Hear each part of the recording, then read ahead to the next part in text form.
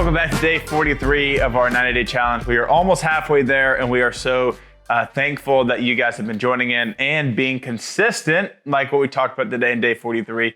Steph is joining us, and she's going to talk about what it means to be consistent. And I wrote in here, you play like you practice. And I grew up playing sports, and that was always something that was always just reiterated and always just ingrained in you that, if you don't practice hard, you're not going to play in the game hard. So you want to practice hard so that it translates into the game. And so much of that is in our faith and with whatever it is, whether it's with friendships or, like I said, with our faith, how you practice things, that's going to end up being the outcome of certain things. So thank you, Steph, for joining us today as she talks about how to be consistent. And our challenge for the day is, how well are you upholding the value of consistency in the relationships that matter most to you?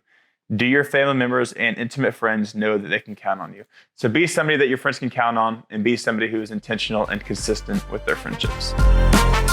Hey friends, welcome back to the 90-day challenge. And if you've been following along this month, you know that we've been talking about your relationship with your people. And for me, when I think about your people, the people that are closest to you, I think about some of my best friends, my girls, the ones that I'm FaceTiming in the middle of the night when I need something, or the ones that will pick up their phone for me if I just call, or the ones that I go on my ski trips with and have fun. Like, those are my people who I love. And for you, you might have, maybe it's your mom, or maybe it's your best friends, maybe it's your spouse, or whoever it is. I want you to just think about those people in your life. And today we're going to be talking about consistency in those relationships. And when I think about consistency in relationships, the first thing that comes to mind is the consistency that some of my best friends, those girls I was mentioning to you at the beginning, that those girls showed to me in a season of my life that was really, really hard. Honestly, to be completely straight with you, I was a train wreck at one point in my life. And I had these group of girls that just came alongside of me, and they were constantly checking in, like, how are you doing? How is this area of your life? How can we help you? How can we support you? And they really walked alongside of me in that season. And I don't know if I would have got through that season and stayed the course if I didn't have friends that were consistently showing up for me, keeping me accountable, asking me how I was doing, and just doing life with me. And I just want us to see today that the word consistent doesn't have to be scary. So, sometimes I think about being consistent. It's like this, this rigid thing, and I have to follow up with somebody like 15 times in order to be consistent.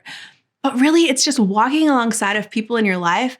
And some people call it the ministry of presence. It's just showing up at their door when they're going through a hard time, or just giving them a call, checking in on them. Those little things that allow us to just continue to just build relationships along the way with your people. And I want to just encourage you today, take some inventory of your own life. Who are those people in your world who are your people that you would say, these are my people? And then maybe just ask yourself, take some time to jot down a few ideas in your journal. Have I been consistent in these relationships, or are there ways that I can be more consistent? Can I be showing up for some of my friends a little bit more? How can I show God's love to them just in different ways throughout the week today, whether that's sending them a text or giving them a phone call? And after you've taken some time to kind of think through those ideas and rustle that out, take action today. Send that text. Make that phone call. It matters that we are consistent people in our lives. Have a great day.